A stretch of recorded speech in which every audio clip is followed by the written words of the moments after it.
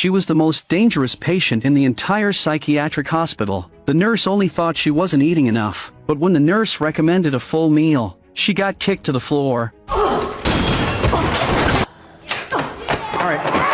A male orderly stepped in to restrain her, but despite her frail appearance, it took 2 men to hold her down. She wasn't born this crazy. Not long ago, Needy was just an emotionally stable high school girl who looked like your typical honors student. She had a childhood friend who was completely different from her. Unlike Needy, Jennifer was a beautiful and spoiled cheerleader, always bored of small-town life and constantly dragging Needy into her quest for something cooler. After class one day, Jennifer invited Needy to go out. A new band was playing in a nearby town. Needy tried to say no, even mentioning that she had plans with her boyfriend, Chip, that night, but Jennifer always knew how to persuade her. Every time she insisted, Needy would give in. That night, Needy changed into what she thought was her most mature outfit. Chip wasn't happy not just because she canceled their date, but because he hated how Needy always obeyed Jennifer. Needy gave a small smile and said nothing, still choosing to go out with Jennifer. At the bar, Jennifer had a clear goal. She ignored boys her age, brushed off her ex who was now in police college, and set her sights solely on the band's lead singer.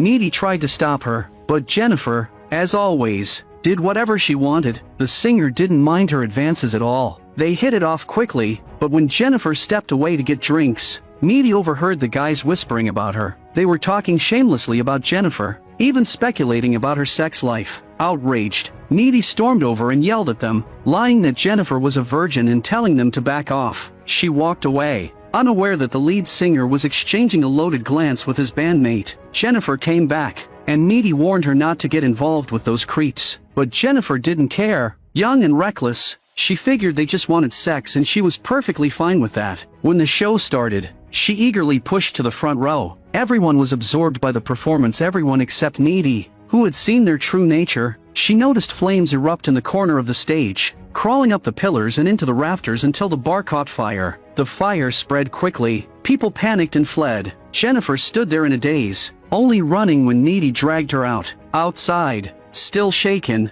they were suddenly approached by the lead singer again. He spoke gently, pretending to comfort Jennifer while getting her drunk. Then he led her toward his van. No matter how much Needy pleaded, Jennifer seemed hypnotized and ignored her. Needy could only watch her friend climb into the van. Right before the door shut, Jennifer's face turned blank and confused, sending a chill down Needy's spine.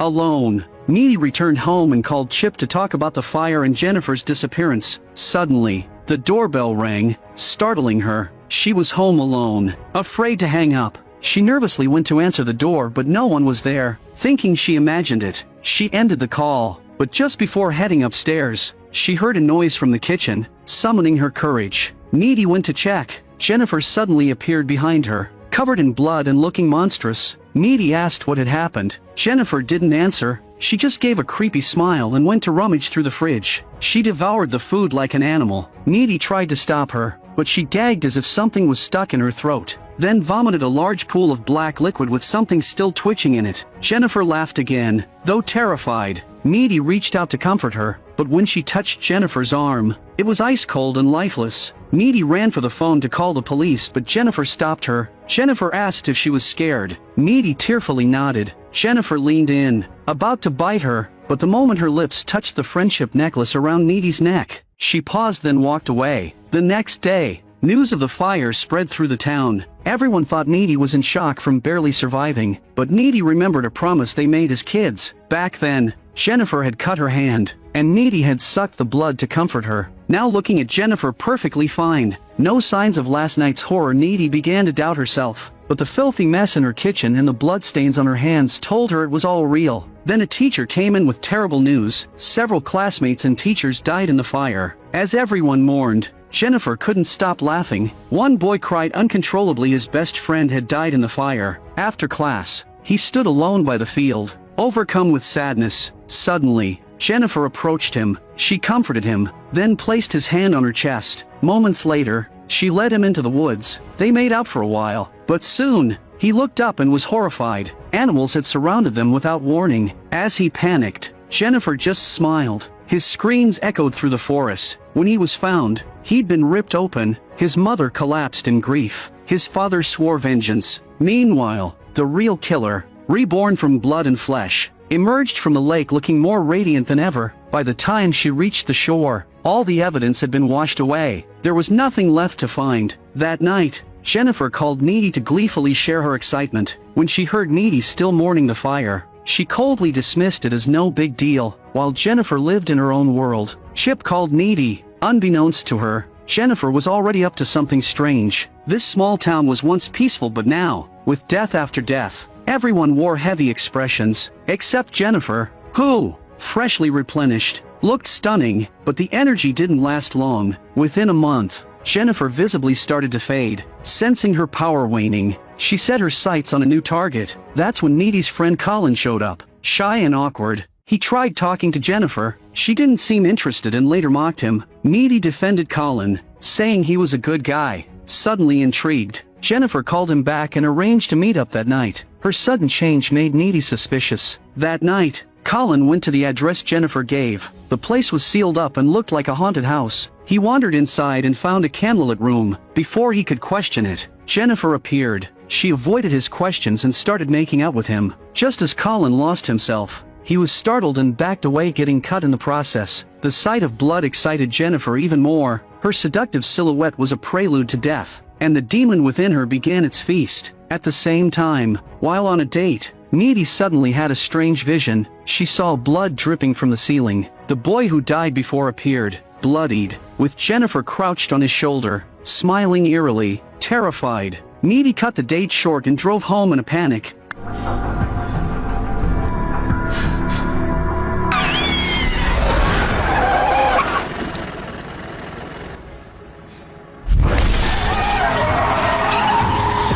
Collapsing on the couch, she suddenly remembered the night Jennifer was taken away. That's when everything started. As she lay in bed, Jennifer appeared beside her. She ignored Needy's fear and whispered comfortingly that she wouldn't bite. But then she crossed the line. Needy was drawn in at first but quickly snapped out of it. Pushing her away and demanding answers, Jennifer casually began to explain what really happened that night. She'd started to regain consciousness in the van. Afraid they would assault her, she lied, saying she was a virgin, begging them to let her go. But that lie was exactly what they wanted. They had found a ritual online. If they sacrificed a virgin to the devil, their band would become famous. They tied Jennifer up and lit torches, even as she begged for her life. They didn't stop, singing as they raised the knife. They completed the ritual. As Needy listened, tears ran down her face. She finally understood why the band became overnight stars, worshipped like gods. They had used Jennifer's life as a stepping stone to fame. But Jennifer didn't really die, and the band didn't know if they sacrificed the wrong girl, the demon would inhabit her body, feeding on flesh to stay alive. When Jennifer awoke, she instinctively went to find Needy, but she couldn't explain what happened, nor could she hurt her, so she fled. Eventually, she found a classmate who'd survived the fire. That night, she claimed her first victim. As she told the story, Jennifer's expression stayed lighthearted, as if she'd forgotten the trauma of being murdered. But when she cut herself and showed Needy her wound healing instantly, the horror beneath her calm surface was revealed. Jennifer wasn't immune to pain. She had just endured so much that only by inflicting pain on others could she heal her own. After dying once, she no longer had any empathy for death. The new Jennifer always appeared cold and detached, but would get excited upon hearing about teachers dying in the fire. She called cremated remains roast piglets. With nowhere to vent the pain of being an innocent victim, she began reenacting the harm she once endured over and over on boys her age. Just like that band earned fame through her body that night, she now drew sustenance from their pain and fear to keep herself alive. It was only in front of victims who didn't survive that she could stop being a pitiful sufferer and become a powerful reborn entity. One day in class, the teacher praised the hypocritical band for all they had done to help the town after the fire. Only Needy questioned it while Jennifer stayed silent. Still young, she couldn't face the older, more famous predators, and could only let the pain seep deeper into her own wounds, not just on behalf of the dead but for their families, too. The next day, Needy went to Colin's funeral. His friends wrote poems in his memory, which only deepened his mother's heartbreak. Colin's mother tearfully expressed how much she missed her son. Her grief overwhelmed Needy, but she knew this wouldn't be the last funeral. At the school library, Needy found the full details of the ritual. She now understood that the demon had fused with Jennifer and that the only way to kill it was to stab her in the heart when she was at her weakest and hungriest. But could she really go through with it? Needy couldn't make up her mind. She calculated that Jennifer would strike again at the upcoming prom, so she went to Chip, told him everything, and warned him not to go. But Chip didn't believe her. The prom was the biggest night of the year for every student in town. That night, everyone dressed to impress, including a now starving Jennifer. She sat at her vanity table, staring at a smiling photo from the past, but her face was pale and gaunt. As she dabbed on foundation, her eyes filled with tears. When Needy arrived at the prom, she searched the crowd but couldn't find Jennifer or Chip. The only people she saw were the band, the very cause of it all, performing like honored guests on stage. Suddenly, she had a feeling and rushed out of the prom to look for Chip.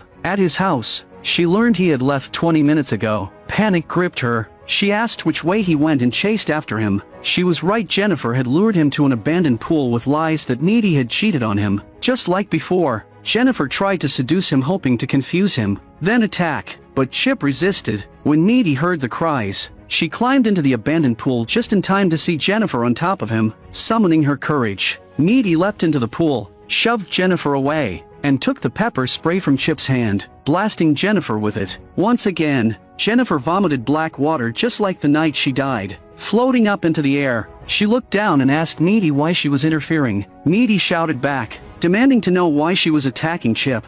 I am going to eat your soul and it out, Nikki! Jennifer stopped. This kind of wound wouldn't kill her, but as she saw the blood pour from Chip's body, Needy's eyes filled with sorrow, as if trying to comfort her. Jennifer didn't strike again. She simply walked away in silence. After she left, Needy looked at Chip, who lay dying. He apologized for not believing her. He didn't have much time left. Within moments, he died in Needy's arms. Heartbroken, Needy lay in bed, staring at the photo album beside her, photos of her with Chip and of her with Jennifer. That moment, she made her decision. From that day on, neither of them returned to school. Needy was waiting for Jennifer's strength to fade. That would be the best time to kill the demon. Finally, that night came. Jennifer was weak and hungry again. While watching a sports show, she flipped through the yearbook, picking her next target. She turned off the lights to go to sleep when Needy came crashing through the window. Fueled by rage, Needy lunged at Jennifer, or rather, the demon, and unleashed everything she had bottled up. Jennifer bit her hard. Breaking free, Needy pulled out a knife and slashed her. That pushed Jennifer over the edge. The demon's power surged, lifting them both into the air. As they struggled midair, Needy looked at the blood-stained necklace that symbolized their friendship. She yanked it off. As she crashed to the ground, Jennifer also dropped, her strength suddenly drained. Her expression shifted from fear to calm. The demon's powers no longer worked. In that moment, she seemed willing to die at Needy's hand. The ritual to kill the demon was complete. As her breathing stopped, Jennifer's face returned to normal. Jennifer, what is it, baby? Oh my God. Oh God. Exhausted, Needy collapsed beside Jennifer's body. The blood splattered across her cheek looked like tears. Needy turned her head. Now that the demon was gone, Jennifer's body was no longer a weapon. It was just the body of a childhood friend, a girl who had never been abused, never transformed, just a girl. I'm a movie enthusiast. Please subscribe to my channel, and I'll see you next time.